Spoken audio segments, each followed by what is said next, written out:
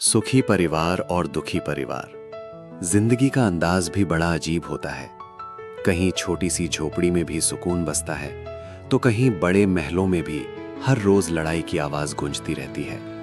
सुखी परिवार और दुखी परिवार के बीच सबसे बड़ा अंतर धन दौलत का नहीं, बल्कि सोच, व्यवहार और भावनाओं का होता है। सुखी परिवार में चाहे कितने भी बड़े मतभेद क्यों ना हो, घर की बातें घर की चार दीवारी के अंदर ही रहती हैं।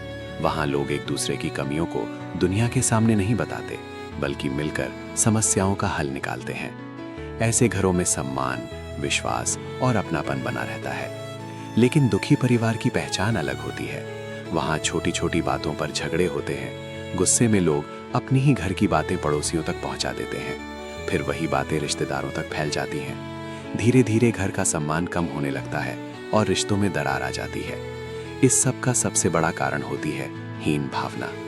जिस इंसान के अंदर हीन भावना होती है, वो खुद भी चैन से नहीं रहता और दूसरों को भी परेशान करता रहता है। उसे हर बात में कमी दिखाई देती है, हर रिश्ते में शक दिखाई देता है। समझदार इंसान वही होता है जो घर की बात घर में ही रखे, क्योंकि जब घर की बातें बाहर जाने लगती हैं, तो स्वर्ग जैसा परिवार भी नरक जैसा बन जाता है। जो लोग अपने ही परिवार की चुगली दूसरों के सामने करते हैं, उनका परिवार कभी लंबे समय तक खुश नहीं रह पाता। धीरे धीरे विश्वास टूटने लगता है, रिश्तों की मिठास खत्म होने लगती है और एक दिन वही परिवार बिखर जाता है।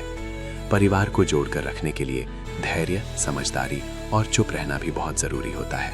हर बात का जवाब लड़ाई नहीं होता। कभी कभी रिश्तों को बचाने के लिए शब्दों से ज्यादा समझदारी की जरूरत होती है। याद रखिए, घर तब तक घर रहता है जब तक उसमें रहने वाले लोग एक दूसरे की इज्जत और भरोसा बनाए रखते हैं।